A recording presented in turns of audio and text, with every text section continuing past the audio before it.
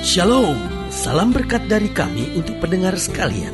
Saat ini pendengar akan diberkati dengan program Hari Ini Harinya Tuhan bagian yang ke-8. Sebuah program rohani tentang doktrin Alkitab yang menolong kita untuk semakin tertanam dalam kebenaran firman dan bertumbuh dalam kemuliaan. Bersama hambanya, Pendeta Gilbert Lumuendo, STH.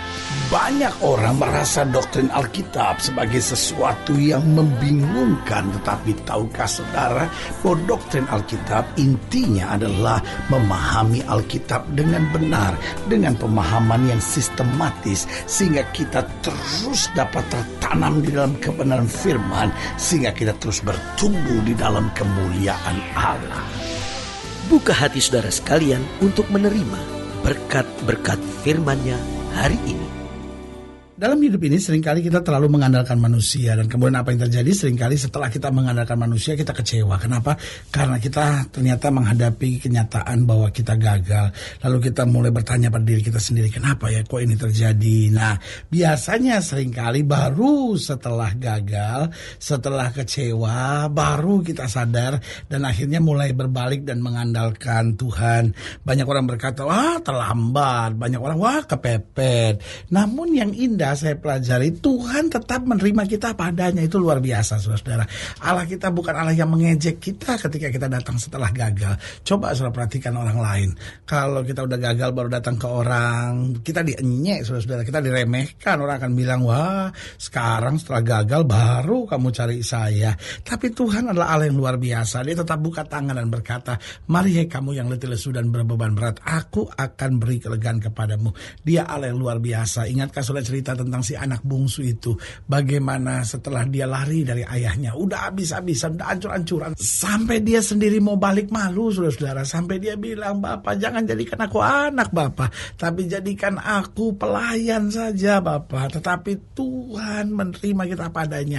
Bapak itu buat pesta buat anaknya. Ini mengajar pada kita bahwa meskipun kita sudah gagal, kita balik pada Tuhan. Meskipun kita sudah murtad, meskipun kita sudah tinggalkan Tuhan, tapi kalau kita balik, Tuhan terima kita apa adanya.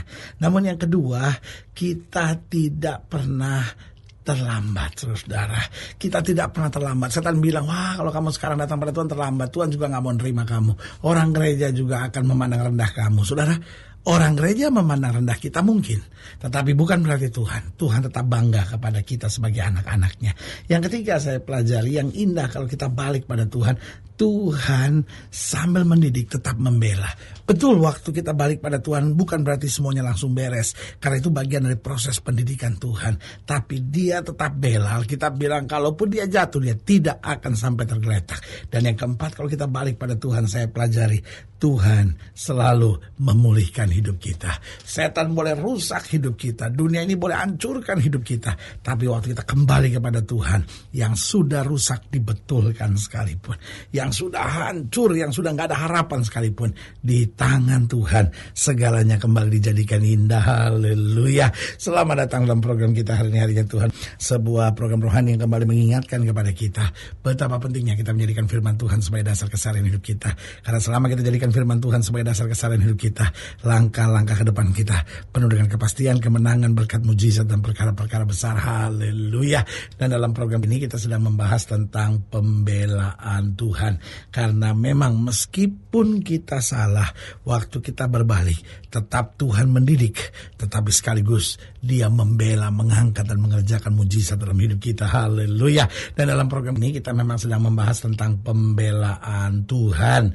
Nah, dalam program tentang pembelaan Tuhan ini kita mau sama-sama belajar dari Hakim-Hakim 12. Hakim-Hakim 12 ayat yang pertama sampai ayatnya yang ke-7. Hakim-Hakim 12 ayat pertama sampai 7, demikian firman Tuhan. Di bawah judul perikop Yefta dan Efraim. Hakim-Hakim 12 ayat 1 sampai 7. Dikatakan demikian. Dikerahkanlah orang Efraim, lalu mereka bergerak ke Savon, dan mereka berkata kepada Yefta, mengapa engkau bergerak untuk memerangi Bani Amon dengan tidak memanggil kami untuk maju bersama-sama dengan engkau? Sebab itu kami akan membakar rumahmu bersama-sama kamu. Tapi jawab Yefta kepada mereka, aku dan rakyatku telah terlibat dalam peperangan yang hebat dengan Bani Amon. Lalu aku memanggil kamu, tapi kamu tidak datang menyelamatkan aku dari tangan mereka. Ketika aku lihat bahwa tidak ada yang datang menyelamatkan aku, maka aku mempertaruhkan nyawaku dan aku pergi melawan Bani Amon itu. Dan Tuhan menyerahkan mereka ke dalam tanganku. Mengapa pada hari ini kamu mendatangi aku untuk berperang melawan aku? Luar biasa, saudara-saudara. Yefta dihina oleh orang-orang Efraim ini. Tetapi apa yang terjadi? Yefta pertahankan harga dirinya. Dia tahu bahwa Tuhan yang menyerahkan, Tuhan yang membela, Tuhan yang memberi kemenangan. Lalu ayat yang keempat, kemudian Yefta mengumpulkan semua orang Gilead, lalu mereka berperang melawan suku Efraim, dan orang-orang Gilead mengalahkan suku Efraim itu, sebab orang-orang itu mengatakan, kamulah orang-orang yang telah lari dari suku Efraim. Kaum Gilead itu ada di tengah-tengah suku Efraim dan suku Manasye. Untuk menghadapi suku Efraim itu, maka orang Gilead menduduki tempat-tempat penyeberangan sungai Yordan. Apabila dari suku Efraim ada yang lari dan berkata, biarkan aku menyeberang, maka orang Gilead berkata kepadanya, orang Efraim kah engkau? Dan jika ia menjawab bukan, maka mereka berkata kepadanya, coba katakan dahulu Shibolet. Jika ia berkata Sibolet, jadi tidak dapat mengucapkannya dengan tepat, maka mereka menangkap dia dan menyembelihnya dekat tempat-tempat penyeberangan sungai Yordan itu. Pada waktu itu tewaslah dari suku Efraim 42.000 orang. Yefta memerintah sebagai hakim atas orang Israel 6 tahun lamanya. Kemudian matilah Yefta orang Gilead itu, lalu dikuburkan di sebuah kota di daerah Gilead. Nah, saudaraku yang kekasih dalam Tuhan, dari sini kita melihat bahwa ketika seorang itu ditekan, ketika seorang itu dipermainkan, maka ada pembelaan Tuhan buat kita yang percaya. Karena sebagai hamba Allah, saya mau ingatkan buat saudara, jangan balas yang jahat dengan yang jahat. Tetapi ingat, pembelaan Tuhan pasti ada bagi kita. Namun pembelaan Tuhan membutuhkan yang pertama, kesungguhan kita untuk bertobat dengan sungguh-sungguh. Yefta bertobat sungguh-sungguh. Karena itu apa yang terjadi? Tuhan membela dia. Loh, ingatkah kita cerita itu? Bagaimana Yefta diam di tanah Tob dan akhirnya pergi merampok, saudara-saudara. Dan apa yang terjadi? Waktu dia bertobat sungguh-sungguh, dia berserah penuh kepada Tuhan. Dia biarkan Tuhan yang ambil alih kehidupannya. Dia menyerahkan segala persoalan di Mispa, kata Alkitab. Lalu apa yang terjadi?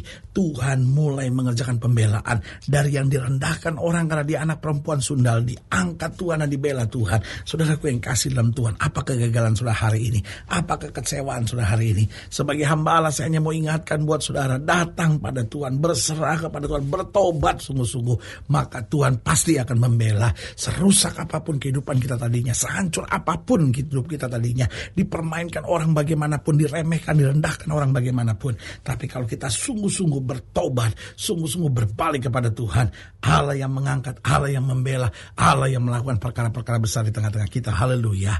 Yang kedua, dalam pembelaan Tuhan, maka diperlukan penyerahan total kepada Tuhan. Seringkali Allah nggak bisa bela kita, seringkali Allah nggak bisa bertindak karena kita masih berjuang dengan kekuatan kita sendiri. Makanya Alkitab dengan tegas berkata, mari hai kamu yang letih lesu. Artinya Tuhan bukan datang, tapi Tuhan panggil kita. Artinya apa? Tuhan mau kita betul-betul datang dengan penyerahan total. Karena seringkali musuh kita bukanlah orang yang ada di luar kita. Seringkali musuh kita adalah diri kita sendiri. Kita masih mau coba berjuang, kita masih mau coba mengandalkan kekuatan kita. Sementara Alkitab dengan tegas berkata, terkutuklah orang yang mengandalkan kekuatannya sendiri, diberkatilah orang yang mengandalkan Tuhan. Haleluya. Jadi waktu kita sungguh-sungguh bertobat, lalu yang kedua, kita menyerah total kepada Allah, di situ Allah datang untuk membela kita. Haleluya. Dan yang ketiga, saya pelajari dalam pembelaan Tuhan diperlukan keyakinan penuh bahwa Tuhan pasti mengerjakan yang terbaik. Karena jika tidak ada keyakinan yang penuh, maka kita selalu akan ada tanda tanya, aduh saya berserah begini sama Tuhan gimana ya. Akhirnya ada kebimbangan, ada keraguan. Sementara Alkitab dengan tegas berkata, orang bimbang jangan harap mendapat apa-apa dari Tuhan. Berarti dari sini diyakinkan kepada kita bahwa setiap kita yang berseru kepada Tuhan, yang menyerahkan diri total, yang mengharapkan pembelaan Tuhan, maka kita harus memiliki keyakinan yang penuh bahwa Tuhan pasti mengerjakan yang terbaik. Sehingga kalaupun yang saya harapkan belum terjadi, saya tetap akan percaya bahwa Allah saya dahsyat, Allah saya luar biasa. Pendengar ini berkati Tuhan, karena itu jangan lemah, jangan putus asa, jangan kecewa, jangan goyah. Tetap yakin bahwa yang bela kita bukan manusia, yang bela kita adalah Tuhan yang tidak pernah gagal. Haleluya. Dan yang keempat, saya pelajari dalam pembelaan Tuhan diperlukan kesiapan untuk terus melatih diri dalam penyelidikan akan firman Tuhan. Artinya artinya apa? Sementara kita menantikan pembelaan Tuhan, mari kita latih diri kita untuk makin dekat dengan firman, menyelidiki firman, merenungkan firman, berharap pada firman, dan mengandalkan firman saja.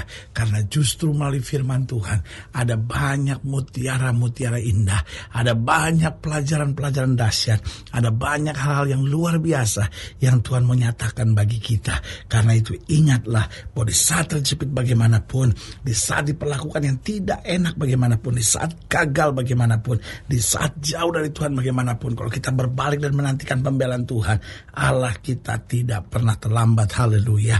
Saudaraku yang kasih dalam Tuhan, jika saudara yang dilayani lebih jauh, hubungi kami melalui telepon, hubungi kami melalui surat, kunjungi website kami, karena kami ada untuk membawa Bapak Ibu Saudara senantiasa lebih dekat pada Tuhan dan mengalami kasih kuasa mujizat yang luar biasa. Haleluya. Dan secara khusus melalui program ini juga saya mau berdoa buat setiap saudara yang sakit, setiap saudara yang berbeban berat, karena saya percaya bahwa bagi Allah tidak ada perkara yang mustahil. Nah, saudara yang ingin didoakan secara khusus, boleh taruh tangan kanan saudara di dada dan kita akan berdoa. Mari kita berdoa.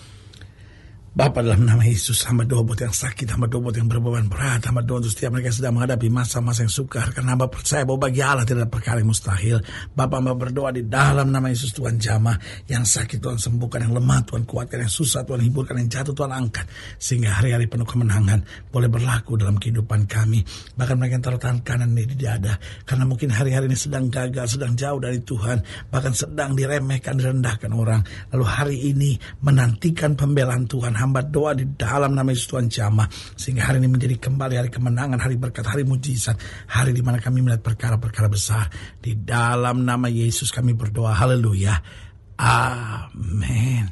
Saudara yang kekasih dalam Tuhan, kita sudah berdoa. Ingat, Allah tidak pernah lalai menepati janjinya. Inilah saatnya buat kita untuk bangkit, bersemangat, bersukacita dalam menghadapi segala perkara. Karena kita tahu Yesus hidup, Yesus berkuasa, dan selalu menyediakan yang terbaik buat anak-anaknya. Doa saya menyertai saudara. Sampai berjumpa pada program berikut, dan jangan lupa, jadikan hari ini harinya Tuhan. Haleluya.